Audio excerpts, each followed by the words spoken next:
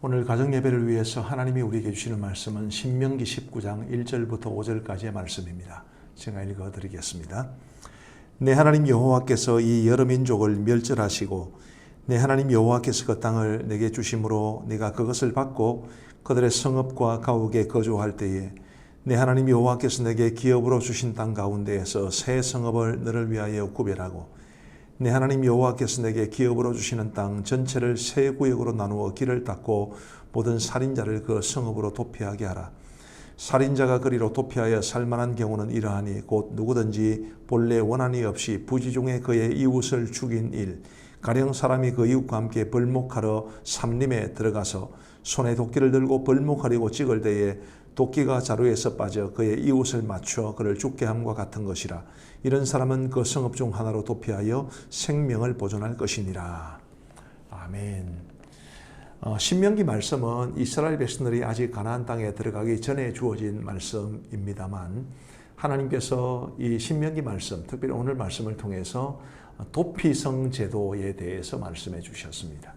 도피성이라고 하는 것은 요즘으로 말하면 과실치사, 실수로 사람을 죽인 사람이 복수하는 사람의 손길을 피해서 도피하는 성을 말합니다.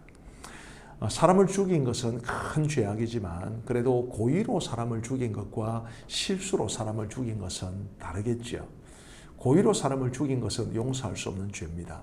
그러나 실수는 누구든지 할 수 있죠. 예를 들면 오늘 본문에 이런 이야기가 나오는데 벌목을 하러 삼림에 들어갔어요.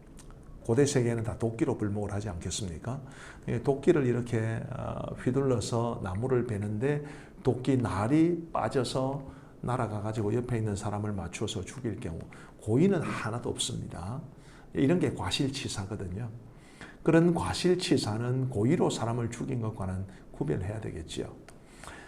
옛날에는 어떤 사람이 죽임을 당하면 그 사람의 가족이나 친지가 그 사람을 대신해서 복수를 하는 그게 일종의 관례였습니다.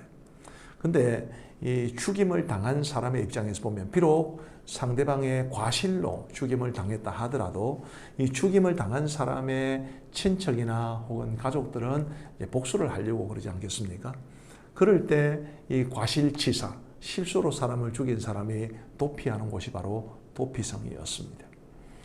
그러면 아니 고의로 사람을 죽인 것하고 실수로 사람을 죽인 것을 어떻게 구별하나요? 이렇게 이제 질문을 할 수 있는데 이 사람을 죽인 사람이 도피성으로 피하게 되면 그 성에 있는 장로들에게 자기의 일을 아뢰게 됩니다. 그러면 장로들이 이제 조사를 해요. 실제로 그런 일이 있었는지를 조사를 합니다. 그리고 정말 실수로 사람을 죽였다는 것이 입증이 되면 그 도피성에서 살 수 있었고 실수가 아니라 고의로 사람을 죽였다. 그러면 이 사람을 복수하는 사람에게 내줄 수 있도록 하는 게 도피성 제도였습니다.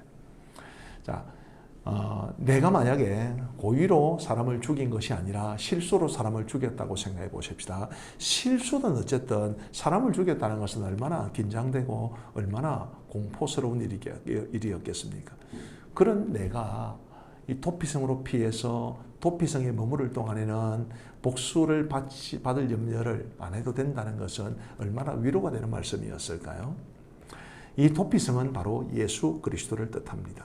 우리가 죄를 지어도 도피성 되신 예수님, 우리 예수님에게 피하면 그 누구도 우리를 정죄하지 못한다고 성경은 말하고 있습니다.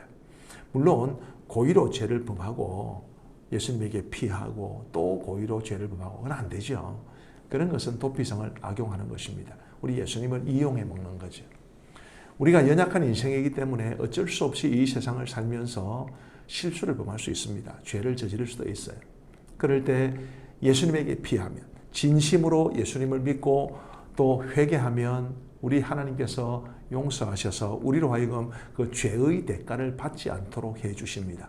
그거를 상징적으로 보여주는 게 바로 이 도피성 제도입니다. 우리가 도피성 대신 예수님 안에서 살아가고 있다는 것을 늘 기억하셔야 되고요. 그 예수님이 계신 게 얼마나 우리에게 큰 위로와 소망이 되는가라는 것도 늘 알아야 됩니다. 믿음으로 우리 예수님을 의지하고 살아갈 수 있다는 것. 내가 아무리 큰 죄와 허물을 범한다 할지라도 예수님에게 피해서 나의 죄를 자백하면 우리 하나님 용서해 주신다는 것. 그것을 꼭 기억하고 우리 모두 예수님 안에서 살아갈 수 있게 되기를 바랍니다. 도피성 바깥으로 나오면 복수하는 사람들에게 복수를 당해요. 그러면 내가 죽을 수도 있습니다. 예수님 품을 떠나는 것은 곧 죽음을 뜻하는 것입니다.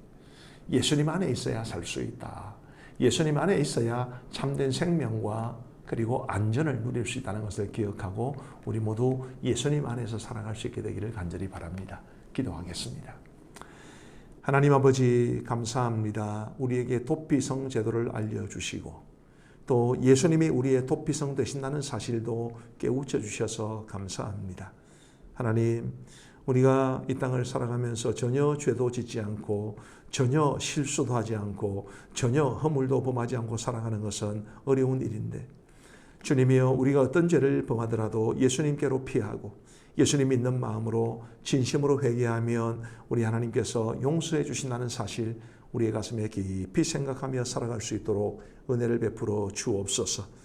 자비하신 아버지 하나님이여 우리 도피성 되신 예수님에게 피해야 될 사람들이 많이 있습니다. 세상 사람들에게 예수님이 얼마나 좋은 분인지를 알게 해 주셔서 복음을 전하게 해 주셔서 많은 사람들을 도피성 되신 예수님께로 이끌 수 있는 우리 모두가 될 수 있도록 은혜를 베풀어 주옵소서. 감사를 드리오며 예수님 이름으로 기도하옵나이다. 아멘.